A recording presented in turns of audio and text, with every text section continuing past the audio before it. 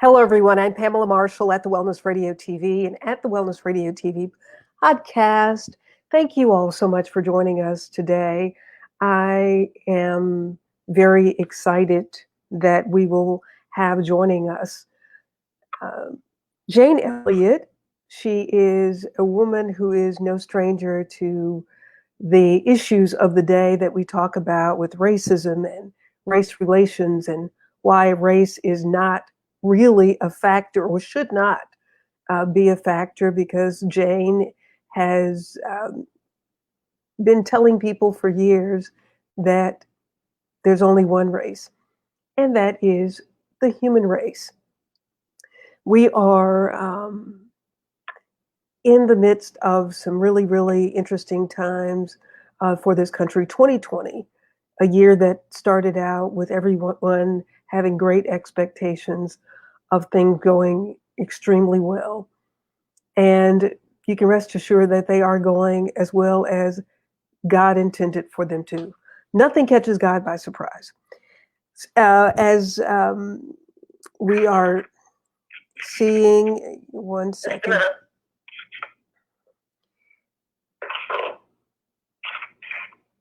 Jane Elliott is getting her everything set up, and she's going to be joining us in just a second. There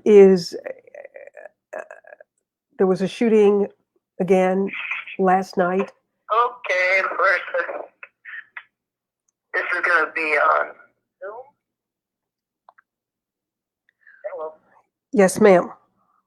I did have Miss Jane Elliott on the phone. I don't have. Okay. Did you send me a link? I did. StreamYard? Yes. Here's my link. Right. Open it in Google Chrome.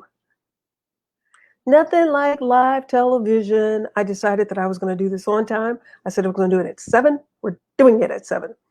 So Here I am. All right. click in there, and then we're going to click you right through as soon as you click the button. This is a part of shows that we're doing called Sisters of Wellness, Titus 2 and 22 and 4, that talks about who we are as women and what our responsibility. Okay, I see you. You can hang your phone up. We should be able to get you. Our responsibility in helping to teach younger women and share wisdom and knowledge. And I am just so thrilled. There you are. So thrilled to have with us today. There I am. I tell you what, I have seen so many interviews with you.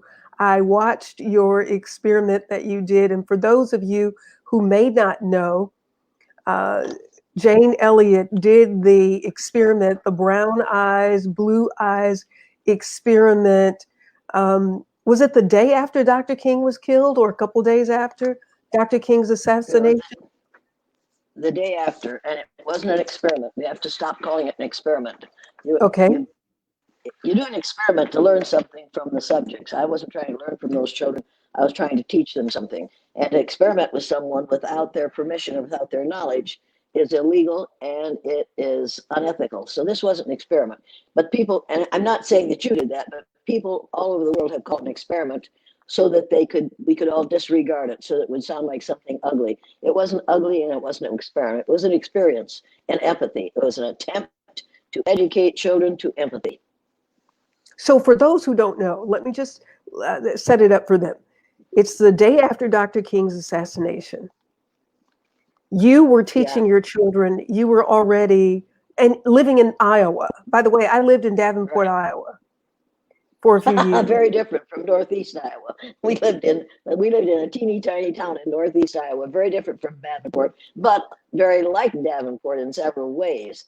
In the way that absolutely. We are racist without admitting it. We're very similar. All Iowans are very similar in their ignorance where race is concerned, and that isn't their fault.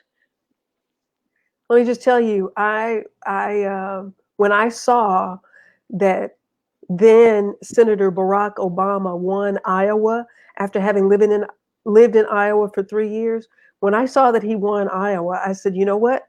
This man's going to be president. And I was prepared to quit my job to go work for him.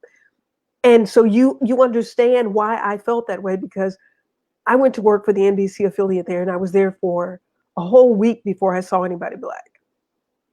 Oh yeah, And and then you were lucky to find any. After a week, you were very lucky to see someone black, because right. we are very white.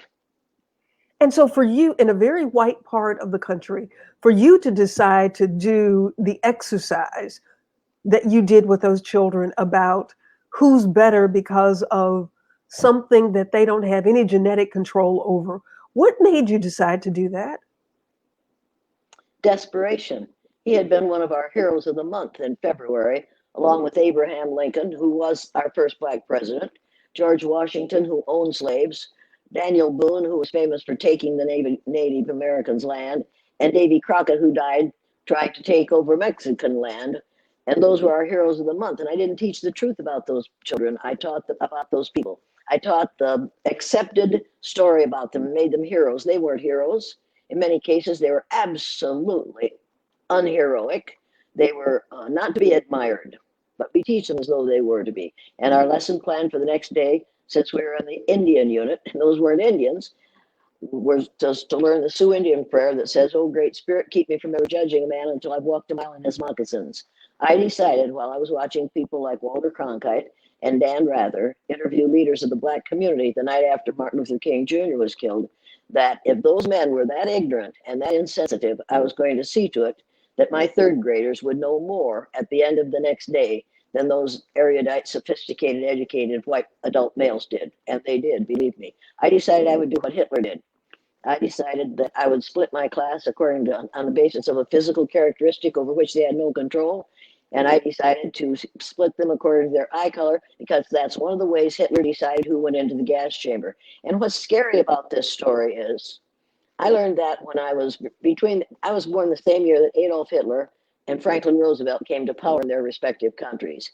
I watched Adolf Hitler do that from 1933 until 1945. And the scary part of it is, I am watching right now the same thing being done in this country today. And if that doesn't frighten you, I don't know what will. What's going on right now is exactly what Hitler did. Split the group, split people up according to physical characteristics or religious characteristics or just anything, and divide and conquer your country. And that's what's happening in this country today. People don't realize it because they don't remember it. People my age remember and can relate to what's going on, and it is not good. So those who do know, and there are plenty who do know, there are plenty who are following that ideology on purpose. Why do you think we still are not in 2020 any further along in America than we were during the 60s, when there was the assassination of Dr. King, of Kennedy, of John and Robert Kennedys, and Malcolm X, Medgar Evers, um, Emmett People Till, don't know. those. No, they don't know. People don't know. You need to realize that what we have in this country, we call education. It's not education, it's indoctrination. We haven't told the truth about Black people from day one.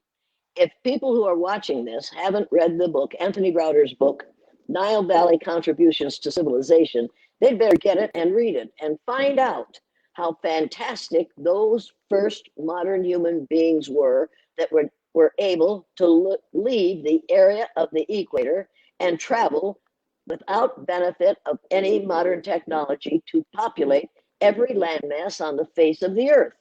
They had that kind of intelligence, that kind of courage, that kind of curiosity, that kind of brilliance that we have for the last 300 years in this country denied, pretended doesn't happen, have treated people like they are less than, when in fact, every one of us has in our DNA, if we would trace it back far enough, we would find out that every person on the face of the earth has in his or her DNA some DNA from a country in Africa, because that's where we all began. You and I are 30th to 50th cousins. If I trace my DNA back far enough, I'll find out that a certain percentage of my DNA came from a country in Africa. There's only one race on the face of the earth, And this is not something we have ever talked about in this country for any length of time. We've gotten ourselves convinced that there are 3 or 4 different races, and we can tell what your mentality is by looking at the color of your skin. Now, I'm so angry about this after all these years. We should have been doing a better job of educating. We haven't. We have done a really good job of indoctrinating, but now we're beginning to find out the truth from people like Anthony Browder, and by reading and by studying, and we find out that, oh, good Lord, we are all 30th to 50th cousins. Now, you may not want to be my cousin, but you are. And we've got to start teaching in such a way that every child in school recognizes the humanness of every other child and recognizes our cousinhood. We've got to start teaching that way. Listen, and before we go any further, I want to make sure that I thank Mirtha Golett, Dr. Golett, for connecting us and setting up this interview, and my cousin Josette, who made you the mask. Just get over it. Yes, and it's just a minute. You have the mask? Well, of course I have the mask. Look at this mask. Get over it. Just get over it. Get That over it. Get that is over that it. is your, yeah.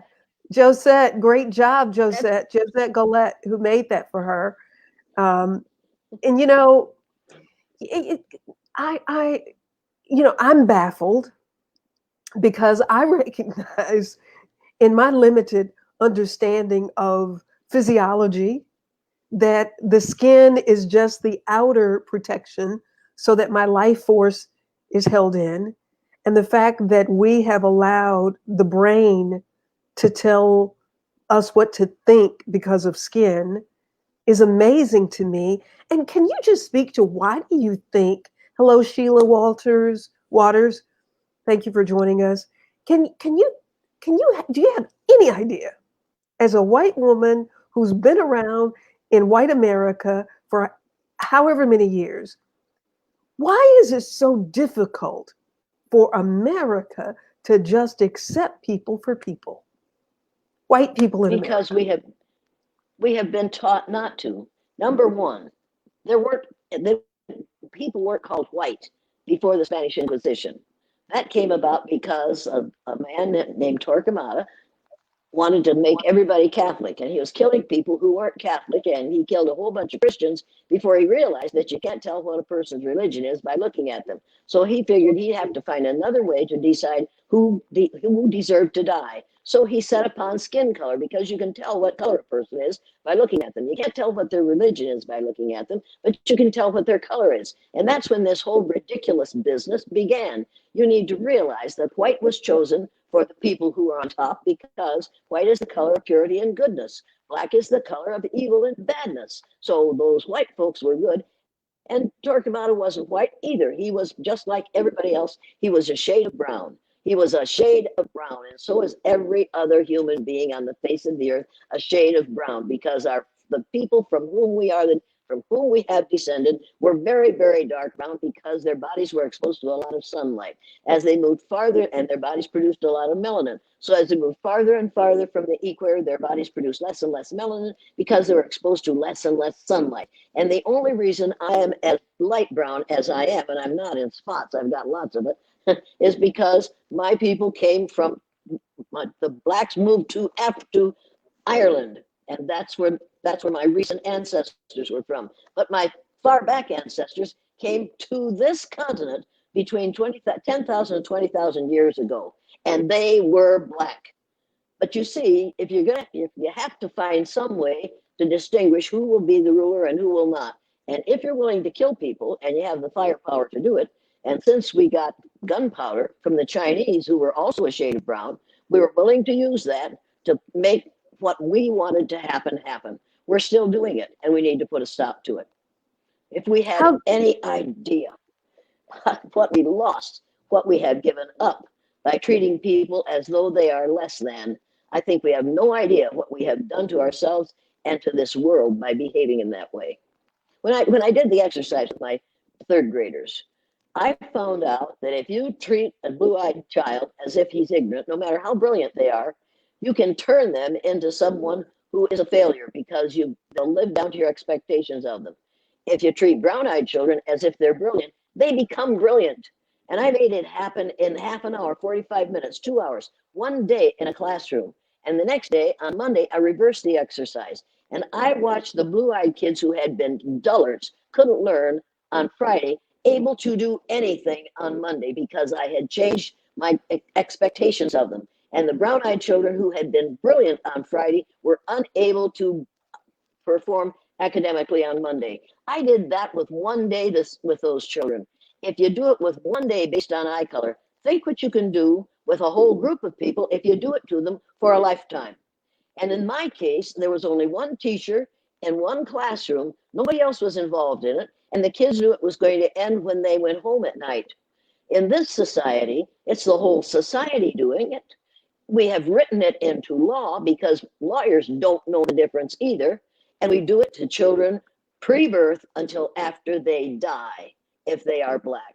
And I'm not exaggerating here. I know what I'm talking about. And we do it out of ignorance. And if we would stop doing it and expect everyone to achieve up to their real potential, this country would absolutely fly off the charts in every way, shape, and form.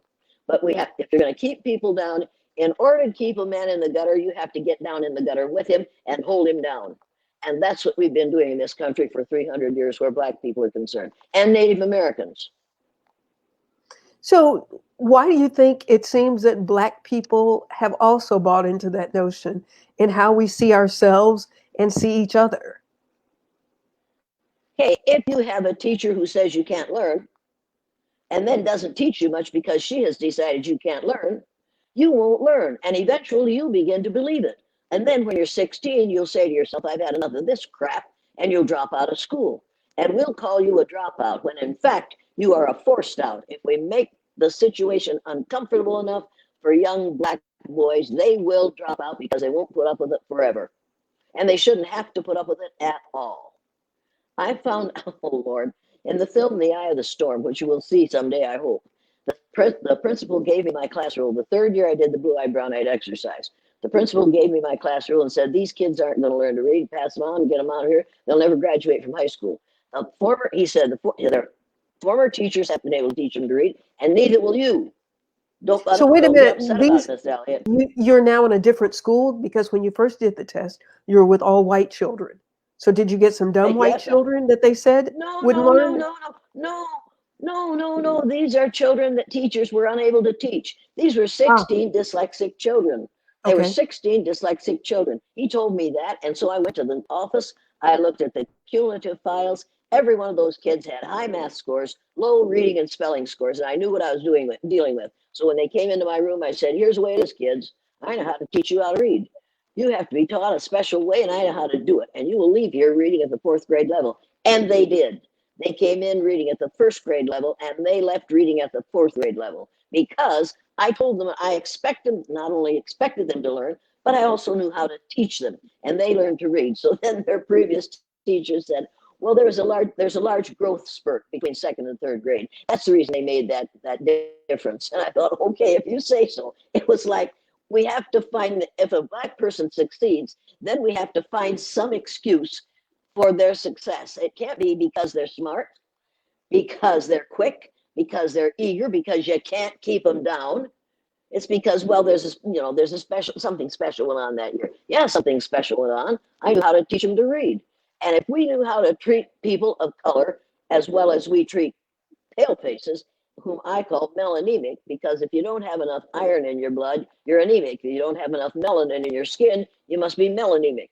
I call white people are melanemic because they don't have enough melanin in their skin to protect themselves from the damaging rays of the sun. White folks don't want to be called melanemic. They would rather be called white, even though, you see my shirt, what color is my shirt? Your shirt is white. And what color is my skin then? Kind of a pinkish looking color. Well, is it white? Not white.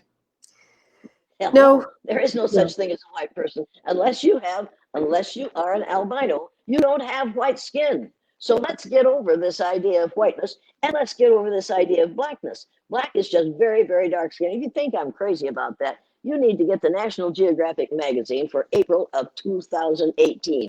See these pictures? These are all human beings. Pictures in the National Geographic magazine for April of 2 years ago. See all these lovely people. Each of them has a number under his or her face. These are numbers from the Pantone color wheel. There isn't a black person here. These are very, very dark brown. They are not black. Get over it. There's this person, this one right here, probably the lightest person. She isn't white, and neither is this one up here. There are practically speaking, black and white are simply words that were used in the 15th and 16th century to separate people. If you're going to use the vocabulary of the 15th and 16th century, I insist that you use the transportation and communication styles of the 15th and 16th century, and that you dress the way they did in the 15th and 16th century. Let's go back. If we're going to go back that far, let's go back with our everything else that has changed in these centuries. It's ridiculous. What we're doing has been and continues to be ridiculous. And it isn't just schools who do it. You go to Sunday school and you get the same kind of nonsense. Jesus had feet of bronze and kinky woolly hair, according to the Bible. That's not the Jesus that I see in the Methodist Church or in the Catholic Church hanging on a crucifix. Give me a break. Well, that brings me to the topic of religion when you talk about how race has played this role in separating us, and somebody has to be on top and somebody has to be on bottom. Well, religion certainly did a masterful job of that. It still is. It still is. We are Mm-hmm. still, and you know, I just challenge everybody to just make one difference. If everybody would just make one difference, it's coming now pretty close to Christmas. Frankly, for Christmas, I want a different present. I want that my Christmas present. But for the rest of you, when you go downtown and you see those creches with a little Pillsbury Doughboy lying in them, take that doll out and put in a doll that looked like Jesus. Put in a doll with kinky woolly hair and feet of bronze, and watch and see how deep people's Christianity runs. You see if they are willing to adore a little boy that looked like Jesus looked, instead of a little boy that looks like a Pillsbury Doughboy. And the We challenge, have learned. Go we have on. what? Go ahead. No, I was about to say the challenge is that there's some black people that are not comfortable with that either, because propaganda has worked so well on everybody. Of course it does. It works. And religion is used to control us. Somebody has to control us. Religion is used to control us. Now that's fine. I have no problem with religion. I'm a Christian, a practicing Christian. I'm going to keep on practicing until I get it right. I don't have it right yet. And I don't know a whole lot of other people who don't have it right yet. But you are my cousin, whether you like it or not. And I've got cousins of all skin colors all over the world. And they are here for the same reason that I am. I am this color because black people moved from the equator and were brave enough and curious enough and brilliant enough to travel all those distances and repopulate the land masses as they traveled. That is such, I know it took them thousands of years, but for the love of God, think of what that was. Think of what they did. Nobody talks about that because we don't want to admit it, because then we would be admitting that, oh, all those white males that we studied as having done all the inventing and all the creating and all the discovering, all those folks were white males. And if they were only to do it in a few hundred years, think of what with help. Blacks had no help at all, and they did it.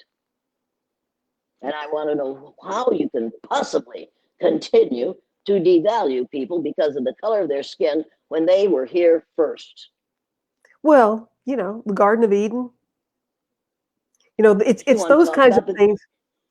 You know, I do, but it's so interesting that we all can read, we all can think, and even as African Americans, we are still going to houses of worship with a picture that does not accurately depict what the Bible says that Jesus That's right. looks like. So I don't even understand That's why right. black people are still participating. It's one thing that white people Be, continue to participate so they can continue whatever you call it.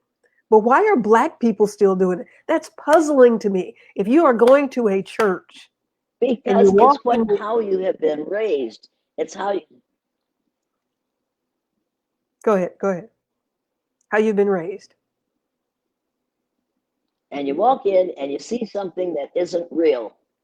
It's And you not and real. somebody always says to me, some white woman always says to me, what about the creation story when I talk about it?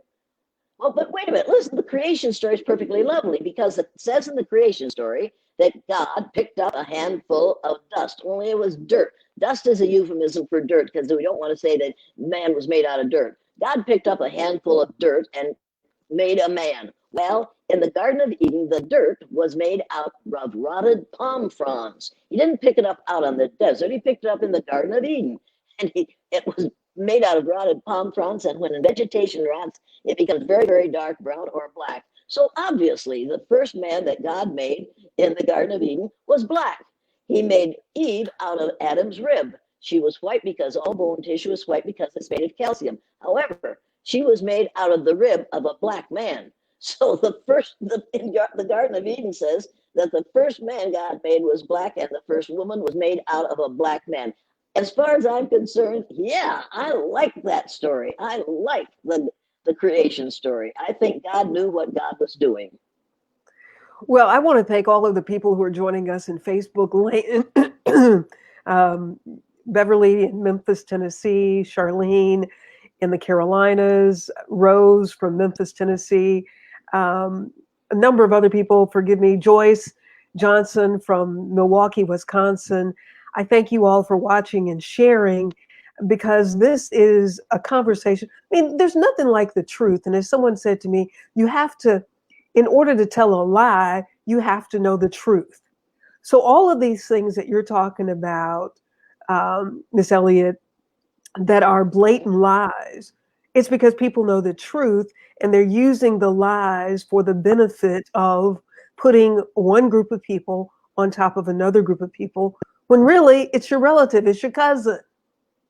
Where's the family That's spirit? right. That's right. Yes, we're members of the family of man. And the Bible talks about the family of man. And every religion talks about the family of man in one way or another, because we all came from the same source. It's time to give this nonsense up. We did it because we were going to save people's souls and also invade their countries and convince them that we were right so that we could steal their land and their resources. And we would still be doing it if they hadn't gotten smartened up. But now it's a little difficult for us to do that anymore. So now we're going to go into space and see if we can do it on some far off planet. So you talk about going into other people's countries and stealing and taking. It's called colonization, right? A word Right, that I right. grew up in the education system in this country. It makes it sound like colonization is a good idea and that was a wonderful thing that had Right. happened. When in reality, And it is. it was good It for the was. people who were doing the colonizing. It was good for them. It wasn't worth a damn for the people in the country. Wasn't worth it. It was not good for the people in that country. You do not go into another country and threaten to kill everybody in sight if they don't sell you their land for beads and trinkets. And that's what we did. And we made those people heroes that did that act, but they weren't heroes. They were thieves and robbers and not very nice people. And we need to admit that. And we need to say, yes, we made a mistake. And here's something most of your people won't like, but we need to make reparations. Before we make reparations to Black people, we need to make reparations to the Native Americans. Mm. We stole their land. We paid them with beads and trinkets. We raped their women. We killed their children, and we stole their land. Now that that and that's a whole lot of land that we took from them. And when I said that to a Black man recently, he said the same things to me that white people say about reparations for Black people. They got theirs. Look what we paid them. We paid exactly the same thing. And I'm thinking, wait a minute, the shoe's on the other foot here. Put yourself in the place of a First Nations person, of what we call American Indian. Put your feet in their shoes for a week. Go out to a Navajo reservation and see whether you really think that we've done them a favor, whether you really think that they don't deserve reparations. We stole everything from them and put them in cages. We know how to put people in cages. We did it then, and we're doing it now with little brown children on the southern border of the United States. We know how to do it, and we base it on skin color. We've got no business doing with those little brown-skinned children what is happening to them. And our present leader says we can't let those brown-skinned people into this country because they reproduce too rapidly. He knows the demographics of this country that say within 30 years, white people, so-called white people, will be a numerical minority in the United States of America. And it is his job as president of the United States to keep that from happening if he possibly can. And so he's building a wall on the southern border of the United States and closing Planned Parenthood clinics because he's absolutely convinced that the only thing that happens in Planned Parenthood clinics is white women getting abortions. That's not all Planned Parenthood clinics do. They're extremely valuable for women of all kinds, and we better open them up and put them back in business. When you talk about even where we are now and with the president that we have now, when you did this exercise in 1968 of pitting brown-eyed children against blue-eyed children, did you? Well, first question: have you been in touch with any of those children to talk about the impact of that exercise on them? Yes, and they say to this day, it's the thing they remember most, and it's the thing that helped them the most. It's the thing that made most difference in their homes and in their lives since they've been through it. And what did you think the outcome would be of you doing this exercise? I mean, you came in that day. This is the day after Dr. King has been assassinated. And I knew that. Go ahead. Go on. I watched Walter Cronkite interviewing 3 leaders of the Black community the night before as I ironed the T3 that my previous year third graders had made on the living room floor. We were going to put it up the next morning. I watched him say to 3 leaders of the Black community, when our leader was killed, his widow held us together. Who's going to keep your people in line? And I thought, good Lord, what has he done? How insensitive can this man be? When our leader was killed, JFK was the leader only of white people. His widow held us in line. See how civilized we are? Who's going to keep your people in line? Those people were my people. Black people are my people. They are members of my family. I was furious, so I changed the channel. And there was Dan Rather saying to 3 leaders of the Black community, don't you Negroes think you should feel sympathy for us white people because we can't feel the anger at this killing that you Negroes can? And I thought, that's it. That's it. I am not going to let my students be as ignorant when they leave my room tomorrow as those 2 grown men are today. So I rolled up the teepee, I threw it in the floor of the closet. I got my husband's supper. He worked in a factory at that time, came home at 11 o'clock at night. He walked in the door and he said, they killed him, didn't they, Jane? I said, yes, they did. And I started to cry. It was just awful. And he said, what are you going to do? And I said, tomorrow, I'm going to separate my kids according to the color of their skin. We're going to learn the Sioux Indian prayer that says, oh, great spirit, keep me from ever judging a man until I've walked a mile in his moccasins. Some of my 3rd graders are going to have to walk in the shoes of a black child in my classroom for a day. He said, Jane, you'll lose your job. I said, if I lose my job for doing the right thing, I don't want to teach in Riceville. He said, you'll never get hired anyplace else. I said, fine. Those kids will learn something that obviously educated, erudite, sophisticated white males in this country don't know. He said, I don't want you to do this. And I thought, that's unfortunate. I got up the next morning, got ready for school. As I was walking out the door, he said, are you going to do that thing? I said, yes. He said, you better be careful. And I left quickly because I didn't want him to see the tears in my eyes. I wanted him to support me on this because I thought it was extremely important and extremely necessary. And I thought he would understand it. He didn't understand it. It took him several years to understand it. I think he didn't understand it until he saw the film that was made the 2nd year in my classroom and the 3rd year. And then all of a sudden, it was as if something opened up in his head and he said, my God, why weren't we taught that when we were little? And when my dad, at the age of 59, saw the first film that was made in my classroom, he stood up, and he's a farmer, and he took his red handkerchief out of the back pocket of his blue bib overalls, blew his nose, wiped his eyes, and said, and I'll never forget it as long as I live, I wish somebody had taught me that when I was 9 years old. He was 59 years old, and he saw the value of what those kids experienced when he was 59 and they were 9. And you couldn't tell a black joker on my father after that. He'd say, are you really going to tell that? Or he'd go in the other room, I'll wait until you get done. He didn't have to listen to those, and he wouldn't laugh at them, and he wouldn't encourage them. He wouldn't tolerate it. He got a low tolerance for idiocy or ignorance. And what we're talking about here is ignorance. And so what kind of backlash did you experience? Your husband was concerned about you losing your job.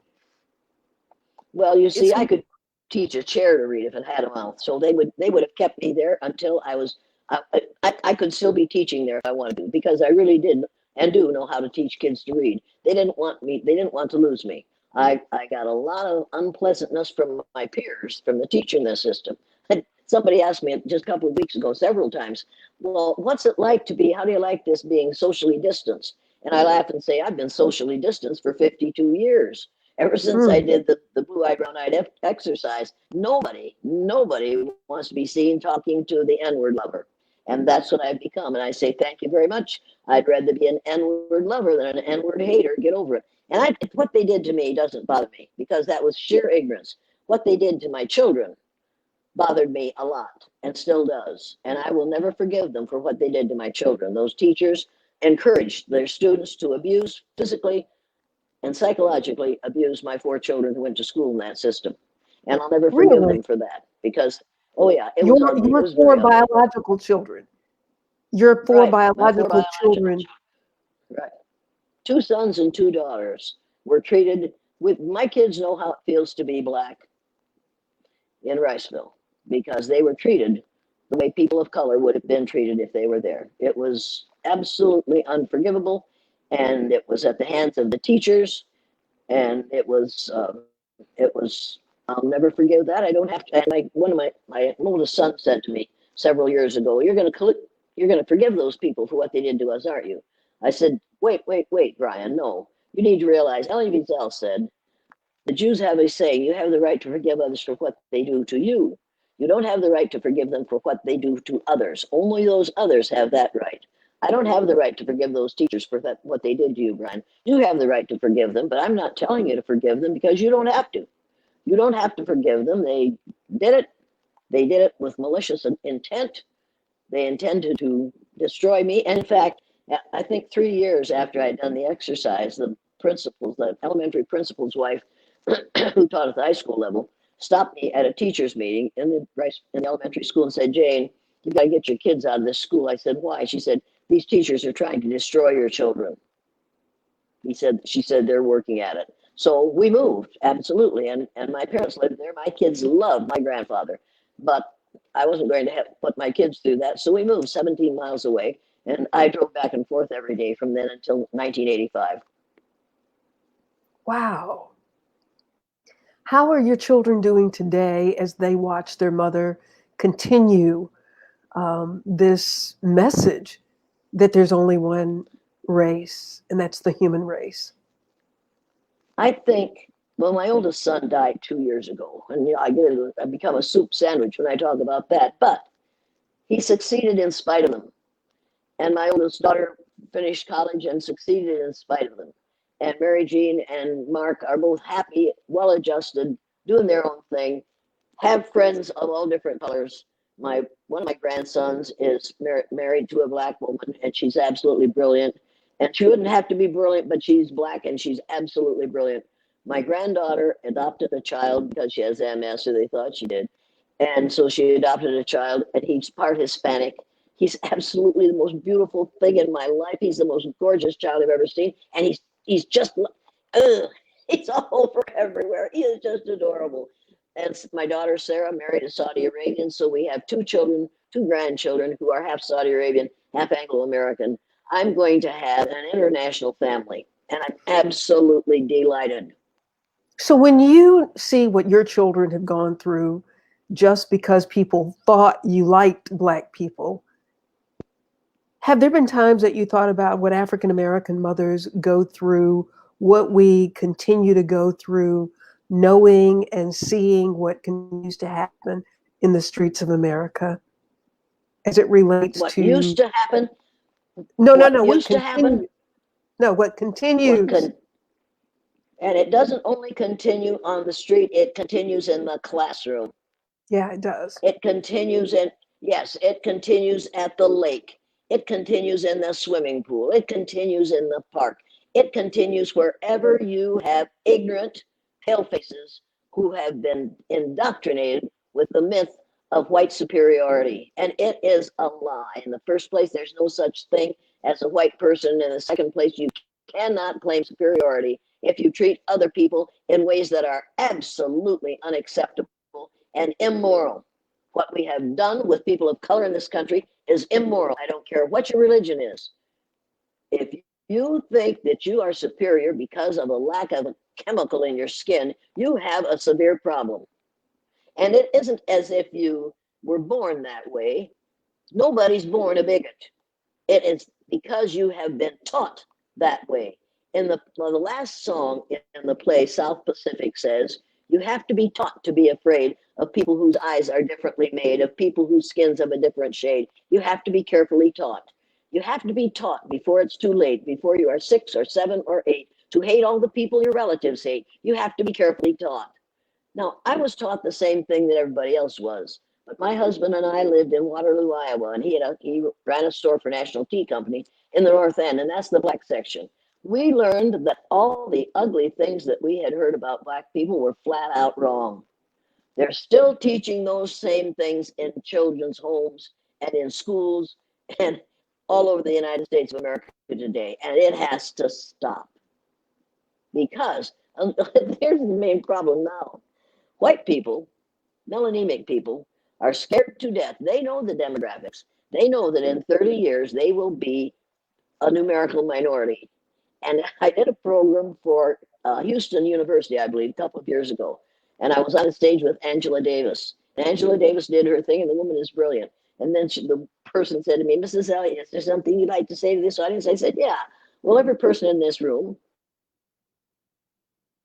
person in this room who considers himself or herself a member of the human race, please stand. They all stood up and they looked around like, what's she trying to prove here? I said, thank you very much. Now, you may sit down. Now, and I told them that within 30 years, black, brown people of other colors will be running the show.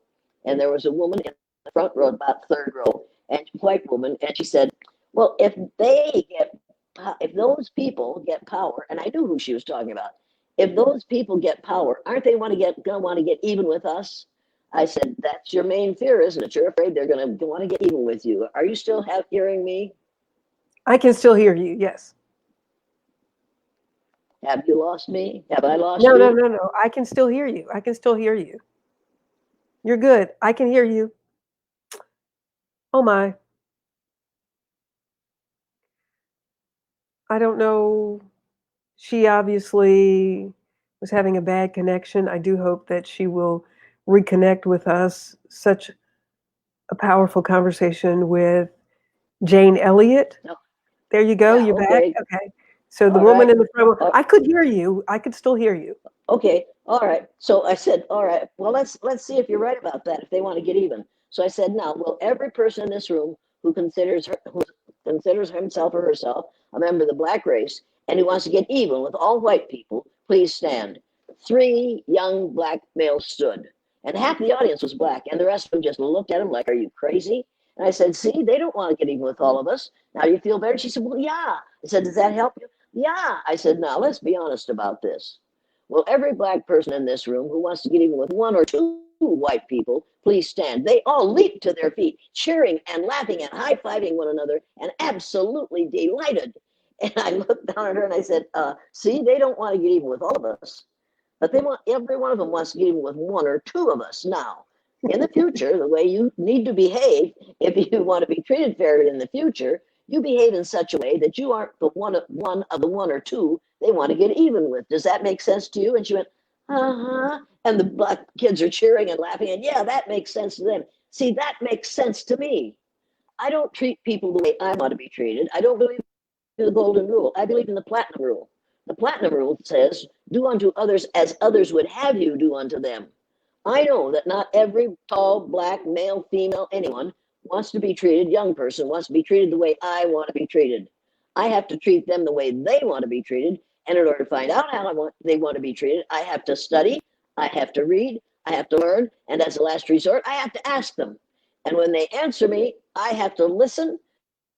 I have to do what they say. If what they ask me to do is immoral, illegal, or indecent, I have to do what they want because I believe in the platinum rule. I don't think everybody wants to be treated the way I do, and I don't have the right to make the assumption that they do. But don't you think that just people being kind and fair and No, no, you don't no, you I don't don't. think Because wait, what you think is kind may not be kind at all to another person. What you think is fair might not be fair at all to another person. Kind depends on what you view as kind and what you do as fair, but how you view things as fair. But you see, in this country, and the next thing you're going to say is, don't you just believe in loving one another? No, by the long I ku- don't. I believe that kumbaya? love is not the answer. You don't believe Kumbaya love is up the yours. answer. No, no, no, no. Look, I've had people tell me that I've watched people say, we do this because we love you. My mother used to say, after she'd tell my dad something we had done and he'd give us a whipping, she'd say, he's doing this because he loves you. And I'd think, could you love me a little less? You see, I'd like to have a society in which we're going to decide at the beginning of it, I'm going to tell you what to do and you're going to decide whether you choose love or you choose justice. Now, if you can't have both, but you can have one or the other. If I tell you I'm going to love you, but you're not going to get justice, will you vote for love? If I tell you you're going to get justice, but you might not get love, would you vote for justice? See, I'd rather have justice. If we treat one another justly, we might end up loving one another. But if we say we love one another and don't treat one another justly, we will not have a loving society. Do you feel sometimes like white people just aren't listening to you or Absolutely, to all the anybody time. Of course I do. or to other people? I mean, just intentionally, or do you feel like you've gotten through to anybody? Any white people? Oh, I've gotten through to a number of melanemic people, and they have Okay, changed their Melanie. behaviors. Okay. Melanemic instead of white. Yes, I know that some of them are listening because now you see they're concerned. If I'm right, and they are going to be on top eventually, they're going to be a minority, then they're going to have to change the way they treat minorities today so that they won't be treated in the future the way they have treated minorities in the present and in the past. They're beginning to listen, not because they care about other people, but because they care about what's going to happen to them and their children and their grandchildren. They do not want to Self-preservation. happen to their children. Absolutely. And what we've had so far is ignorance, self imposed ignorance. If you are over the age of 15 and you haven't read books like Anthony Browder's book, Nile Valley Contributions to Civilization, that's self imposed ignorance. You have decided not to learn something that would be extremely valuable for you to know. If you have decided not to read that National Geographic magazine, it's because you've decided not to. If you're a teacher and you're still teaching using this ungodly map, this is the Mercator map, which is used throughout the United States and throughout the world to teach about the size, the location, and the importance of the land masses on the face of the earth. I see Greenland hanging down here like a great big ripe plum, and see poor little South America down here. See that tiny little thing there? If you read the legend at the bottom of the Mercator map, it says South America is actually 9 times larger than Greenland. Did you know that before?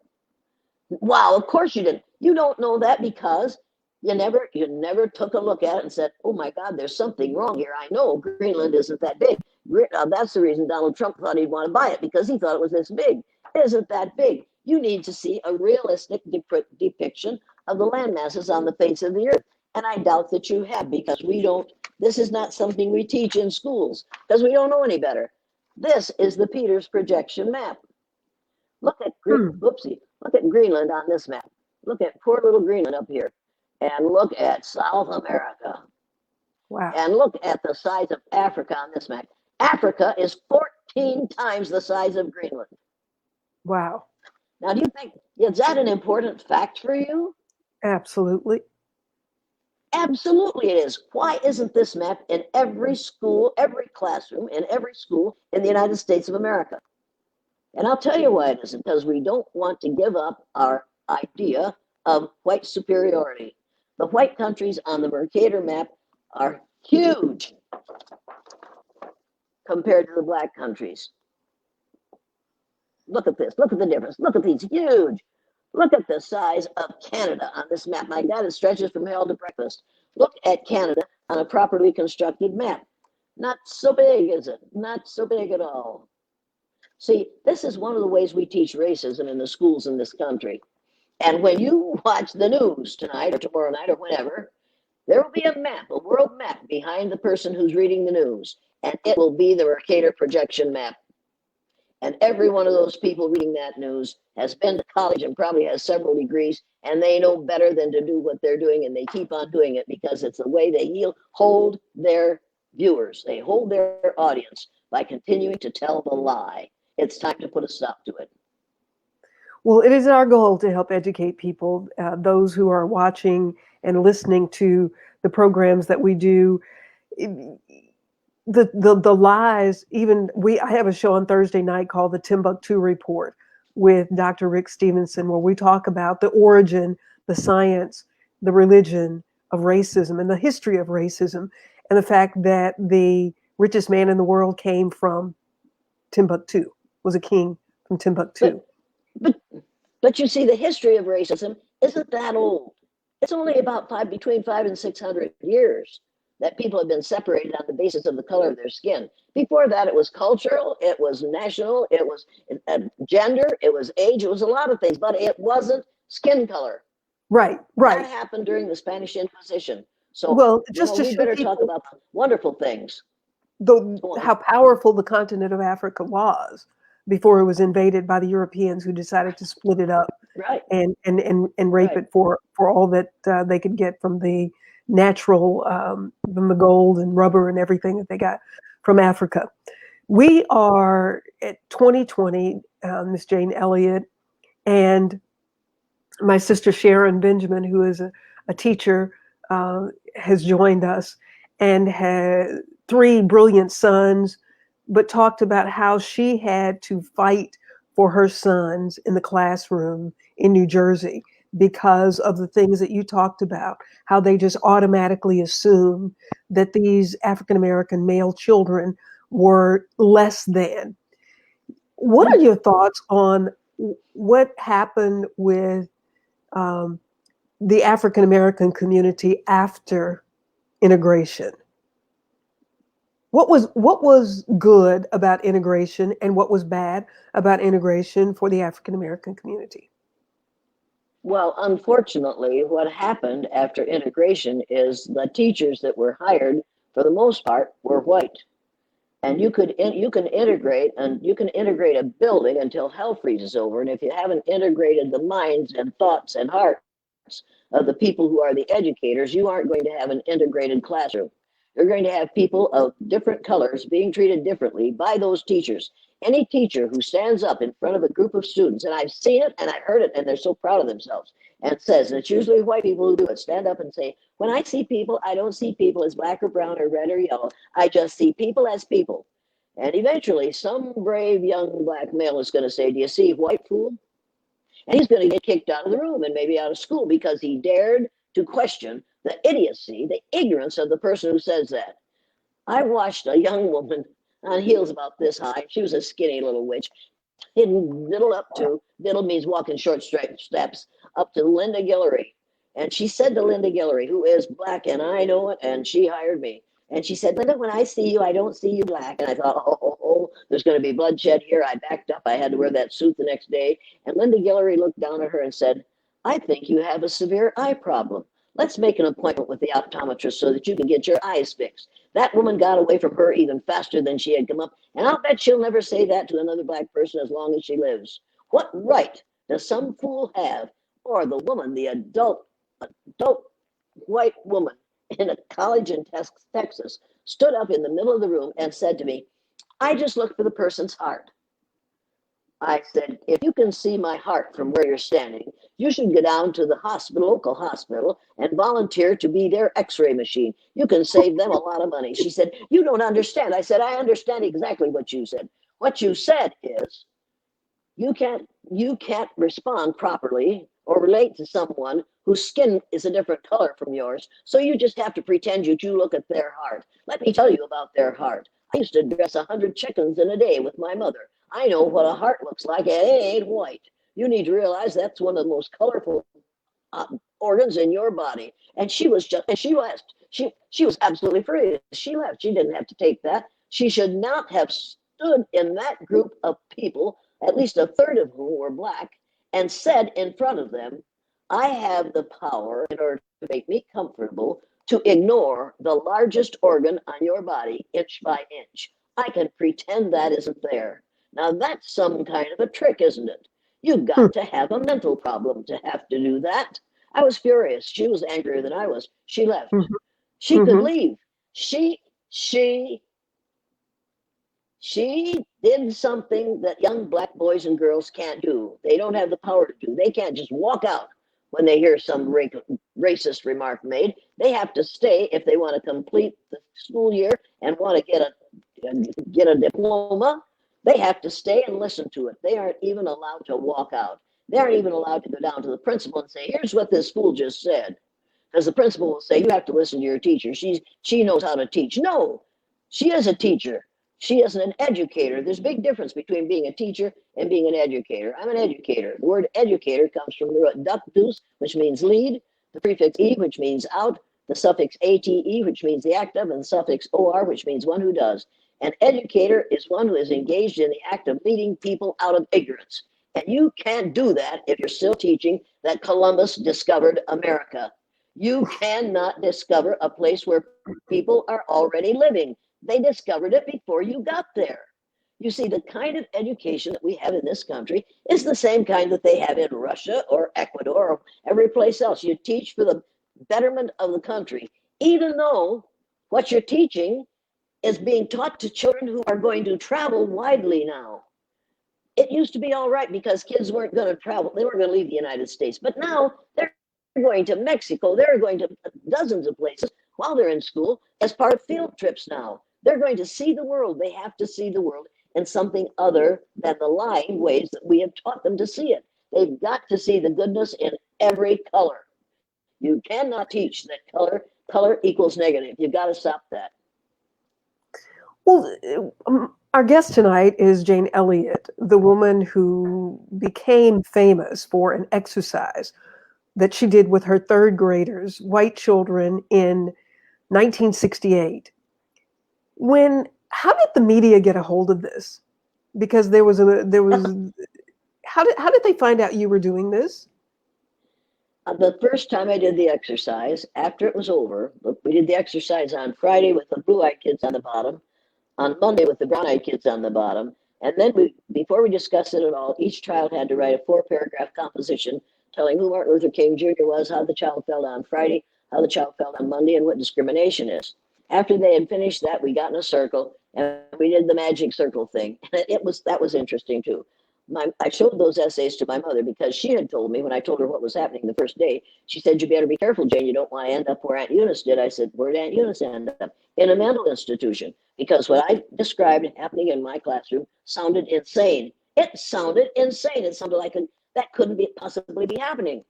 So I showed those essays to my mother. She showed Wait a them to minute, the wait a minute. editor of the local paper. I need to back up. So Aunt Eunice, Okay, because of her, she ended up in a mental health hospital.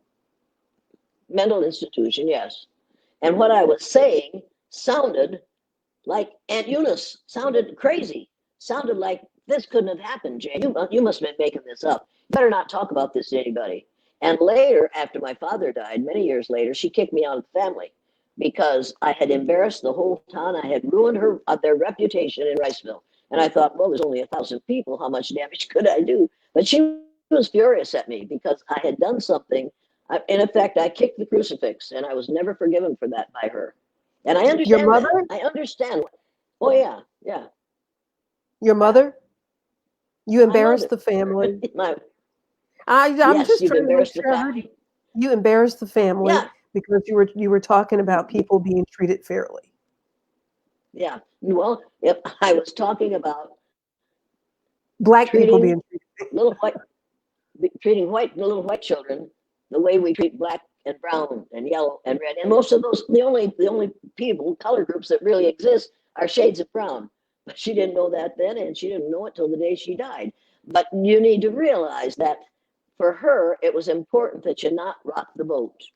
Well, I not only rocked the boat, I roiled the waters around it. I made it impossible for her to be comfortable ever again. They lost their business because of that exercise. My Your husband lost parents? all his friends because, yes, yes, they had a restaurant in Riceville, and nobody would eat in the restaurant that was owned by the people who raised the town's only N-word lover. So they closed that restaurant because nobody came to eat there. It was hard for them, but my father owned a farm, and so they were always going to eat, and they could rent out the rooms in the hotel that my husband and I had purchased and given to them. So they were all right. But the point is that they lost their business. My husband, nobody would speak to my husband after that. They'd say to him, men would say to him, "Can't you control your own wife?" And he'd say, "You try to control her." And that would shut him up because they knew, forget that fool. Yeah, it was difficult for my parents, and even a whole lot worse for my children. Was there a time when you felt like, I better be quiet? No, no, there wasn't. There was no time. The way they treated us was an absolute admission of their guilt. It was an absolute reinforcement of what I thought went on with children of color on a daily basis in this country.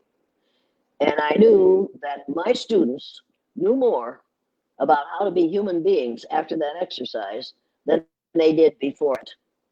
And after that exercise, it was it was hard for the teachers at the fourth, fifth, sixth, and up grade level. One day, one of the junior high teachers came down to the teachers' lounge for lunch, and my sister was substituting at the junior high school level. And she was really angry. She said, "The worst thing just happened in my classroom, and I don't know what to do about it." And my sister said, "Well, Mary Lou, what happened?" She said, "I used the N word and in my classroom." And one of those little boys stood up and said, "We don't use that word in this school. If you're going to use it, I'm going to go out in the hall until you stop using it." "What would you have done?" And my sister said, "Well, I believe I'd stop using the N word." That wasn't what Mrs. K wanted to hear. She wanted to hear my sister say, "How dare that child be so rude? How dare he be so disrespectful?" No, the kid did the right thing. He said, "We don't use that word in this school." He shouldn't have had to teach her that. She should have been teaching him that instead of him teaching the teachers. That kind of thing happened quite often after kids have been in my classroom. They became rather different. And my sister went up to teach at the junior high level and substituted and she had been a teacher for years, but she substituted for 2 weeks up there. And at the end of the first week, she came home and said, "There's something strange about one bunch of those kids." She said, "One bunch of those kids, they're different from the rest of them. They think differently, they talk differently, they act differently." At the end of the second week, she said, "I found out what's the difference." I said, "What is it, Mary?" She said, "The kids who are in your room in third grade are different from their peers." She Mm. said, "They talk differently, they think differently, their emotions are different." She said, "They're a different kind of kid, Jane. You've changed them." Now we could, and it was positive, the changes were positive. We could do that. If we decided to put a stop to this, we could do it. You're not born a racist. It's not genetic. You don't have to be that. Racism is a learned response. Anything you learn, you can unlearn. It's time for us to unlearn our racism. And we can do that if you don't start before. We can do that starting with early childhood ed. And we can do that until they're 18, and we would send out. And I know it works because they did. Somebody came from the University of Northern Iowa and did a study with the kids in the third to sixth grade in the Riceville school and the third to sixth graders in a nearby community, comparable community, St. Ansgar School. And after they finished the study, and it was a study about how racist they were, after he had finished the study, he called me and said, "Jane, I found out something interesting about those kids." I said, "What'd you find out?" He said, "The kids in the Riceville school were less racist in their response to any of the questions I asked than the kids in the St. Ansgar school were." And he said the kids who had you for a teacher were less racist than the rest of the kids in the Riceville school. He said, "Not only did you change those children when they were in third grade, you have changed them as junior and senior high school children." He said they are going to be different for the rest of their lives. So we didn't just change them for a minute, we changed them forever. Now, if you treat a person unfairly for a lifetime, you treat them unfairly for the first 18 years of their life, and then you say to them, "Now we want you to be a good American citizen and join the military." and fight for this country. And you think it's perfectly logical to do that. Or you treat a black person badly for a lifetime and expect him to treat you well when you need something. Do you realize what kind of a situation we've created here? And do you realize why my heroes are black women? And I'm not saying this because you're black. I'm saying this because the black women that I have known have had to put up with this and watch their kids put up with this and their husbands put up with this and watch their sons taken into the military to fight in wars for this country, maybe die. And then when they come back to this country, we make war on them. And they know it. And they keep on keeping on. And I don't know how, and I don't know why. And I think, you know, every time I do the workshop with a group of adults for a corporation, when it's over, I put the brown, blue right next to one another in the circle. And the white woman invariably turns to the black woman beside her and says, this was too strict. This was too tough. This is too harsh. It isn't like this for anyone. This is too harsh. And the black woman says, what about us? We have to go through this every day. And the white woman says, that's different. You're used to it. You can take it.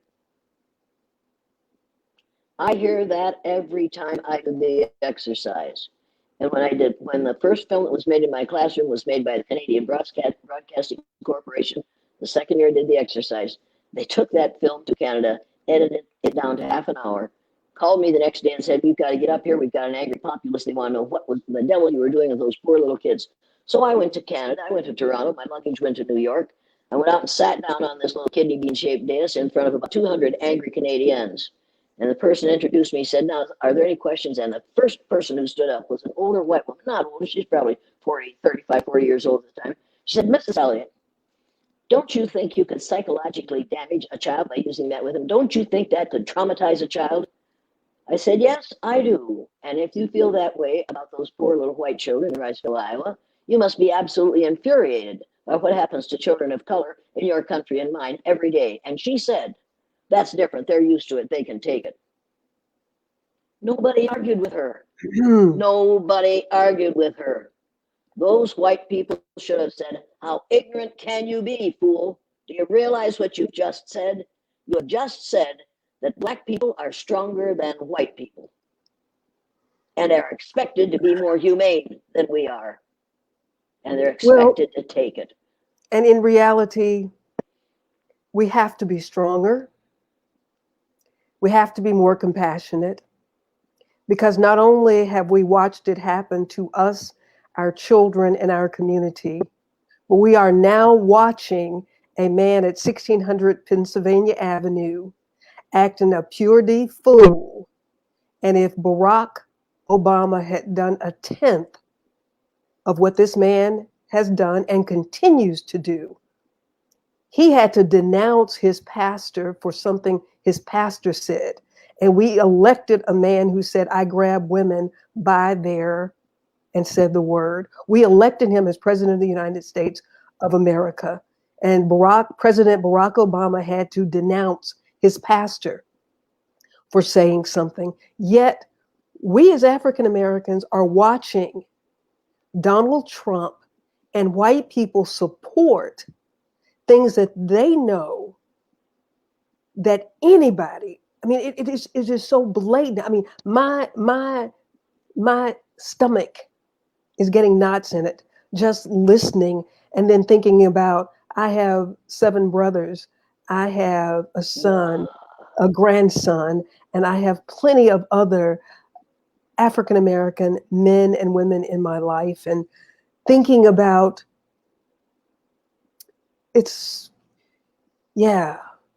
we have taken a lot, and we are stronger. And we as African American women and men need to accept this strength and use it for good, rather than accepting the negative messages that you talk about, Jane, that so many people have accepted. Never, ever, ever let somebody else define you. Never, ever let some other person define you. You are the only one who knows what you're capable of.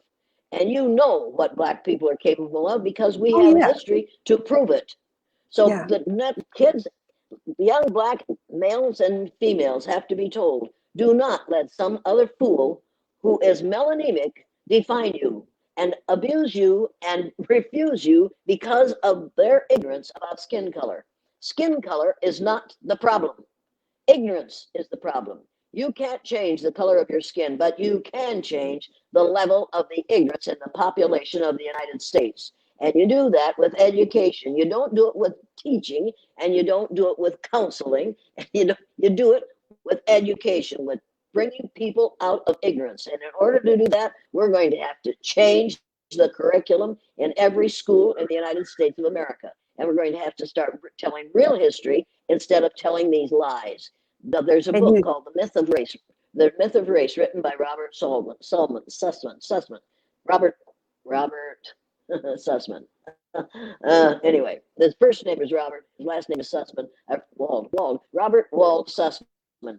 And the book is called The Myth of Race, and it's extremely important. The only thing that's wrong with that book is the title. The idea of race isn't a myth. A myth is something that you make up to explain something in nature that you don't understand. The Greeks made a myth that said that the sun is a god, a golden chariot that carries a god across the sky every morning. That's a myth. A lie is something you make up to justify your unacceptable behaviors. The idea of different races is a lie. It isn't a myth. It's a lie. We know better. We better stop telling it. We better stop now, and we better start telling kids the truth. You'd better make the Nile Valley contributions to civilization required reading from by teachers, so-called teachers, by educators, by administrators, and by school board members. We'd better make everybody read that book, and they better read The Myth of Race by Robert Wald Sussman, so that we know what we're talking about and stop lying. We've got to stop lying to ourselves and to our children. when you say we better stop, what do you think the consequences are going to be? Because so far it looks like it's worked. Well, it hasn't worked, or we wouldn't be having this kind of problem. It hasn't worked. We have people sleeping on the street because it hasn't worked. It hasn't worked if you're destroying half your population, a third of your population. It hasn't worked. We fought wars over this because it hasn't worked. If we had been using our heads, we wouldn't have had to fight the Civil War. Abraham Lincoln, our first black president, who was part black, part white, and part Cherokee Indian, would have lived a lot longer. It hasn't worked. Something that's destroying the very human nature that we're supposed to be, that we supposedly have as a result of God. And I have this shirt that says God created one race, the human race. Human beings created racism, and we did. Human beings created racism. Anything you create, you could destroy. We could destroy racism in 2 generations if we decided to, and we're going to decide to. Make no mistake about this. It's what we're going to be forced to do, and very shortly. People are beginning to catch on to that, and that's the reason we have this fool in the White House. He wasn't elected. He was selected. Mrs. What's her name? What was her name? Anyway, she got 3 million more votes than he did. Clinton, 3 Hillary Clinton. million more votes. Clinton. She Hmm. won that election, but because of the Electoral College in 4 states, those folks who were members of the Electoral College didn't know why Thomas Jefferson put the Electoral College into the Constitution. He put it there so that no one who was unfit for that job would ever get that job. They didn't realize that, and they selected him. He was not elected. And if they had known what they were there for, they knew better than to do that. And in Iowa, one of the women who was in the Electoral College finally announced, if one more person calls me and abuses me because we voted for Donald Trump, I am going to sue them. You will be sued. I will have you arrested and you will be sued. Because a lot of people were really angry about what she had done.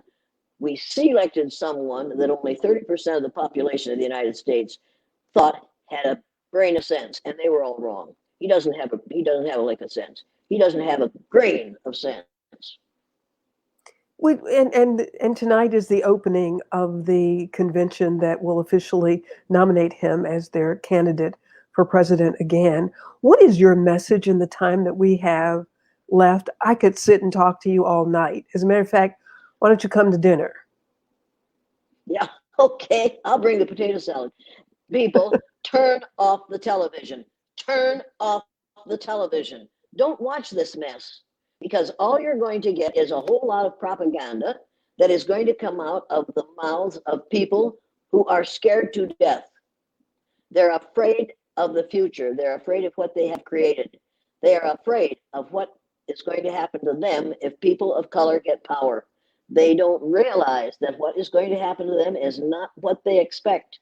People of color know how it feels to be on the receiving end of that nonsense. And just as my little third grade blue-eyed boys said when I asked them, when we got in this magic circle the day after it was all over on Tuesday, I said to the blue-eyed boys, why didn't you guys get even with the brown-eyed people? You said you were going to get even with these brown-eyed kids when you got on top. Why didn't you get even with them? And they said, because we found out how it feels to be treated that way, and we didn't want to make anybody feel the way we felt when we were on the bottom. Now think about that. That was true for my little 9-year-olds. I think that might be true for the vast majority of people of color. They know what kind of dislocation, what kind of discord, what kind of chaos you create by hating people on the basis of a physical characteristic over which they have no control. They know how it feels to be on the receiving end of that, and they see what happens in a society when you act that way. We have never lived in this country without the ignorance of racism dictating every facet of our lives. Every facet of our lives is in some way affected by racism because we are ignorant and we need to be educated. We've spent billions of dollars educating people, miseducating people, indoctrinating people instead of telling them the truth. And I wonder, why is it that white people don't understand that if black people wanted to be mean and do mean, ugly things to them, they could do it now? They don't have to Absolutely, wait they for the could. population to shift in order to do it. I mean, it's not in our nature to be that way, because if we really But you was see, that way, we could have burned down every plantation across the South, and we didn't do that because that's not who we are innately. Black people or really a are whole, more spiritual and really or a understand whole, consequences. or a whole black section in Oklahoma, where in Oklahoma was burned down because there were black people there who were successful and they had black businesses and they were Right. successful. And whites went in and burned it down and trashed it and killed people. Black people aren't going to do that. Native Americans aren't going to do that. We Everybody haven't else done. knows better. No, huh? See, it isn't that there's something missing in us. It's that we are educated in the wrong way. We are miseducated. We are told a lie. We are indoctrinated instead of educated. And as long as that goes on, you'll have this kind of business, this kind of absolute insanity. It makes no sense to judge someone on the basis of your ignorance about the color of their skin. Think of how really ignorant that is, for the love of God. And somebody said, just I think the president, Mr. Obama said, we don't have a shot against racism. Oh, yes, we do. It's called education. We can do away with this. My Correct. third graders who went through the exercise are different today because of that exercise. And so are some of their fathers. Mothers came to me at the teacher conferences that second year when I did it in October and said, thank you for what you've done with my son. I said, what did I do with your son?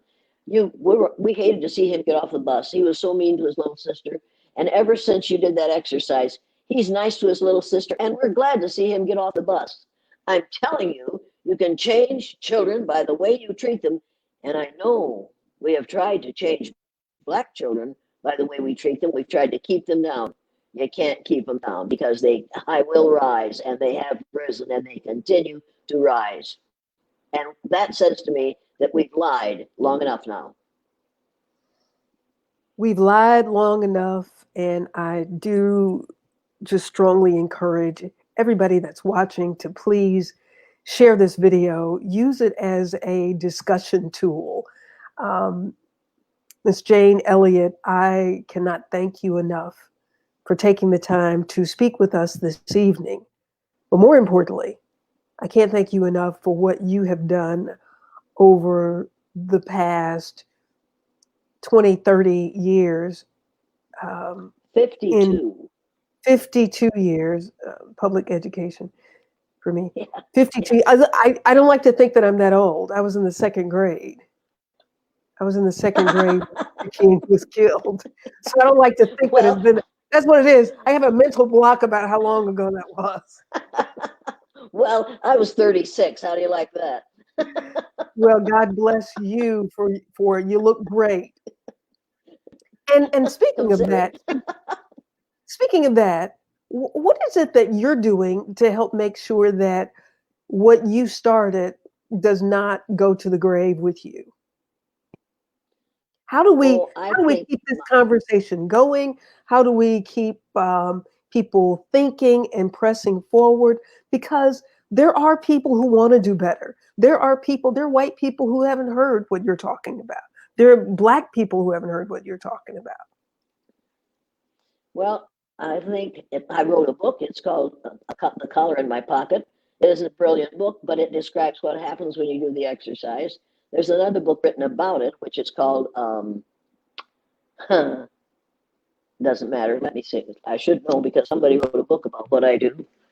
And it's a Okay, good well, book. Oh, here, A Class Divided by William Peters. People need to read that and read what happens when you do this with little white children, how it changes their lives, and realize that black children need to know that they are not less than, and they are able to succeed and achieve in spite of all the ugliness that's put in their paths. They have to know how fantastic they are in order to be able to do that. You have to know that there's something in black children that you don't see in those of us who are melanemic, because they they come out of homes, whether or not they're perfect homes. I know a lot of white children who come out of imperfect homes, but they aren't treated the way black children are when they get into the classroom.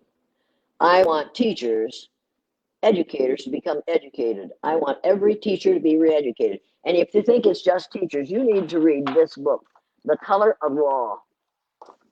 If you read this book, it will blow you away because it tells you that the laws that we are living with in this country were written by people who believed in the myth of racism, of race. You have to read this to know why we have segregation. Most of the segregation in cities in this country is de jure segregation, which means it was put in place by lawyers. Lawyers have been taught the same thing that the rest of us have, and they believe it, and it's a lie. And you need to realize that you can't have laws that are fair as long as you have lawyers who don't know that there's only one race on the face of the earth. And they don't know because that wasn't part of their education. You have to realize, and if you have children or if you have grandchildren, if you're going to have, you've got to read this book, The Racial Conditioning of Our Children by Nathan Rutstein. The subtitle is Ending Psychological Genocide in the Schools. Everybody has to read this book because it describes what happens in classrooms all over the country all day long. And then even black women need to read this book, The Rage of a Privileged Class by Alice Coles. If you don't want to read the whole thing, read the title. I think it's chapter 3. Read the chapter entitled The Dozen Demons, the 12 things that a black male has to go through every day in order to get through the day on the job or just walking down the street. You have to read the book, The Rage of a Privileged Class by Alice Coles. We devalue human beings because of our ignorance, not because of their inability, but because of our ignorance. And woe be unto the black person who achieves beyond what the teachers think he should. We'll soon put him in his place. You've got to read it. We've got to educate people who are educators, and we've got to educate the lawyers, and we've got to educate the people who are running this show. Because well, if we don't, this will continue. and I think there was, I was in the third grade when our schools were integrated. And, my mother with an eighth grade education, my father, third grade education. Um, Black people were just trying to get what was best for their children. And they thought what was best for their children was to be in the schools with other white kids. We didn't realize how detrimental it was. Carter G. Woodson, in his book, The Miseducation of the Negro, talks about the downside of integration and how African Americans really lost in integration. And this is the product that Right. we see now. We see we see segregation within integration. It's called alternative schools that are full of Black kids. Mm-hmm. It's called special ed classes that are full of Black kids. It's called programs that are full of white kids. And now charter schools or voucher schools. It's segregation within integration. And here again, because Black folks actually thought that the laws were going to change the hearts of man, and you cannot legislate morality. Mm-mm. Nope. But people say that all the time. We legislate immorality all day, every day. Don't tell me we can't legislate morality. We legislate immorality. Well, we We can't set change up their hearts, though. situations. What? You can't change the heart of a man with a law. Don't care what your heart is. I don't care what your heart is. If you Okay. put us, if you have a corner on your community and it's a dangerous corner and people are whipping through there, if you put up a stop sign, they're going to stop. Don't care what's in their heart, just care how they behave. Just stop. You can stop this if you legislate in such a way that you make it illegal to make ugly racist statements or ignorant racist statements. And don't talk to me about unconscious bias and conscious bias. If you're old enough to read, you're old enough to know when you're speaking in a biased manner, and you're old enough to know why you're acting that way. I have a whole lot of trouble, and a lot of this unconscious bias and conscious bias and white fragility and macroaggression and microaggression are all excuses for what people do. We need to stop making excuses for what people do and say to them, look, my dad would say to us, you know the difference between right and wrong. Now do the right thing, God damn it. And you'd better do the right thing. We know the difference between right and wrong. And I know psychologists have come up with all these lovely terms, but nobody yet has come up and said, look, there's a fair way to treat people. No matter what you think of the color of their skin, you have the responsibility. And there's another thing. We, instead of teaching the 3 R's of reading, writing, and arithmetic in the schools, only one of those words begins with R, which is reading. If we, instead of teaching those 3 R's, what we need to teach in the schools are rights, respect, and responsibility. That's what my father taught us. Mhm. Everybody has a right to be respected, and you better be held responsible. If you invade somebody else's or violate somebody else's rights, you have to be held responsible for that. Rights, respect, and responsibility are the most important 3 R's we can teach, and we better start teaching them. But first, we have to educate the educators so that they recognize the rights of every child in that room, and they have to respect that child's rights, no matter what color that child is, and they have to be held responsible for how they do or do not respect the rights of those children. Did you also Children find it have rights interesting? too. They have rights, but also I found it very interesting that we have a system in place that has a lower expectation of children because their families qualify for free lunches. Does that make sense? This school is Of course, it 100% doesn't. free lunch, and so there's no expectation that these children are supposed to be smart. How did we buy Their into families that kind of qualify for free understanding? lunches because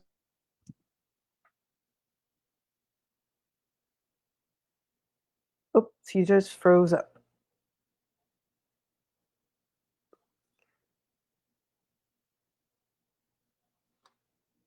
Oh my goodness.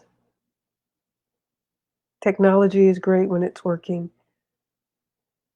Miss Jane Elliott, if you can hear me, your video has frozen. I don't know exactly what happened, and I hope she will come back. Well, let me tell you, thank you everybody for your comments. Timothy Lee, thank you, Tim Lee, for joining us. Charlene Obel, Beverly Bradshaw from Memphis, Cynthia Hoyle, my cousin Cynthia in Texas, Cody Yelton, Cody, a massage therapist here. Thank you for joining us. My fellow thespian, Bernadette Harper, thank you for joining us. Rodney Johnson in Memphis. Thank you, Jody Reeves, um, LaRonda Nicole. Thank you, LaRonda, for joining us. Gina Sims. I really appreciate all of you joining us for Jackie Thrasher in Louisville, Kentucky, for Rose Slaughter in Memphis, Joyce Johnson, Sheila Waters. I really, really thank you, Josette. And most of all, I want to thank Dr. Murda Device. Let's see if she's coming back in. Dr. Mirtha Golette, who was so kind to connect me with Jane Elliott so that this interview would be possible. I don't know, let's see here, if she's able to, let's see, unmute, if we can get her back on the screen. There we Do you go. see me now? There we go. You're back. Okay. You're back with us. Well, look, I'm glad that you were able to come back. I was just thanking everybody that was joining us. And one final thought from you before we go. Your work will live on in our hearts. And we want to be able to share this so that lives can really be changed, so that we can start from truth. Because you can't build a Go house on a rocky foundation. It won't stand. And that's what we're in the midst of right now. Go to my website. Download the printed learning materials. The first page is a set of typical statements that white folks make that think they aren't being racist. Go through those, check those that you have heard or that you believe. Then go to the second page, which is clarifications of those statements, how they are perceived by those who are on the receiving end of them. Then the third page is a set of commitments to combat racism. Go through those commitments, check yes, those that you have done, check no, those that you haven't. Then go back and circle one that you check no. Decide to do it for a month. If you do each one of those over the next months, you'll find out that you have changed your behavior, you have changed the behavior of those around you, you'll have changed your friendships, you'll have lost a bunch of friendships, but you'll have gained some friendships of people who really matter. We can change this if we decide to. And then, white folks particularly, educate yourselves. Get the bibliography and read every book on that list. And I'm not sure that The Color of Law is on that list, but for the love of heaven, get this book and read it. It isn't that hard, and it's going to teach you more than you wanted to know about your legislators and what they're doing and why they're doing it. They don't know any better. They don't know any better. So then the answer to the problem is education. Lead people out of ignorance, and we can solve this problem. Well, I'm going to get the list of books that you've recommended and add them in. Charlene was asking for the list so that others can read them. And if you feel like you don't have time to read today, just decide to take an hour a day and read. Set the timer on your phone and devote an hour to educating yourself so that you can help educate others, so that we can Wait a minute. lead. Can I give you one more book? Get the book Absolutely. When at Times the Mob is Swayed. The name of the book is When at Times the Mob is Swayed by Bert Newborn. And you'll find out why our present leader is doing the things he's doing. He is devoted to the kinds of things that Adolf Hitler did. You have to read the book When at Times the Mob is Swayed, and you need to read that before November 3rd. You must read that, and you must get everybody that you know to read that book. If you only read the first two chapters, read the first two chapters of that book. It will change the way you see your world. Well, and speaking of November, please, please, please, please, please, if you have not taken the appropriate measures, whether it is getting a ballot to mail in, and just know that regardless of what happens with the post office, you can take your ballot to the election commission's office so that you can make sure that your vote is counted. Do everything that you can to encourage everybody in your sphere of influence to vote. Anything that you can do to volunteer in your community to help get people to the polls or to help get ballots to the election commission. This is critical. It is critical. And I'm gonna tell you the other thing that really breaks my heart as we talk about this, and welcome Tori Word and my sister Catherine Marshall in Chicago. Thank you all for watching and sharing this show. As I post things on my Facebook page and I see teachers and people that I went to high school with that you thought were people that were reasonable people, and it just amazes me to see the thought process. And, one coach in particular who coached African American boys. Educated fools. But you coached African American boys. They ran up and down the court, the football field, and you pushed them to make you a winning coach. Yet you didn't like them, really didn't like them. And that's the other thing that is unfortunate with our young African American men who are exploited in the athletic arena, whether it's high school or college. They work them like athletic slaves. And if they don't make it to the pros, they're completely done with them. And it's just embarrassing. It's embarrassing and it's a shame. And we as African American people have to do what we need to do to educate our children and our families. And we've lost Jane again. But let's not just listen to this and walk away and do nothing.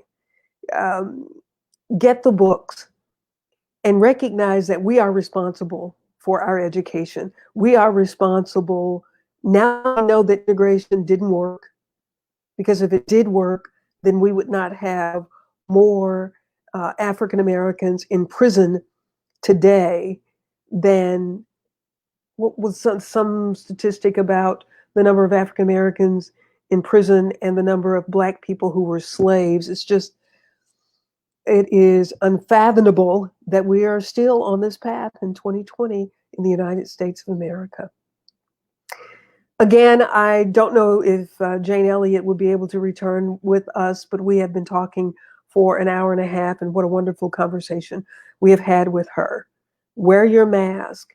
It is not a political issue. It is a health issue. And Cynthia, I'm so glad that you and your family are doing better. And there are other people, Beverly, whose husband died from COVID. Our hearts and prayers are with you as you continue to mourn the loss of your wonderful husband, Ken, and other people who have been impacted by COVID. So wear your mask, get registered to vote, and read and do everything that you can to help encourage those around you to understand that they are more than the propaganda that said that they were less than. Catherine, I will get a list of the books and post them so that we all can see them, get them, and read them. Sisters of Wellness. This is a program that we are having to sow into the lives of our families and our community, sowing love and sowing wisdom. I thank you very much for joining us for this conversation with Jane Elliott, the woman who made America look at racism because she didn't exercise just with treating people differently because of the color of their eyes. So, Jane Elliott, I will say this. Thank you very much for sharing this time with us, and we look forward to talking to you again. And to everyone who joined on Facebook or YouTube, please share this, and we thank you very much for joining us. Roz Greer, thank you for joining. This will replay. It will replay so that you can see it and share it. I'm Pamela Marshall at the Wellness Radio TV and at the Wellness Radio TV podcast. If you would please put it on your calendar to join us on Thursday at 7 o'clock for the Timbuktu Report with Dr. Rick Stevenson every Thursday, and Sisters of Wellness on Monday. May the light in me greet the light in you, and the light in you shine on. God bless you, and thank you so much for joining us at the Wellness Radio TV, at the Wellness Radio TV podcast. Remember, there is healing at the well. We will see you. You're welcome, Cynthia. Thank you for watching so much. Thank you, Elois, for watching. We will see you all on Thursday. Have a wonderful rest of your evening. Eat well and drink lots of water. Take care of your bodies. Keep your immune system healthy. See you next time.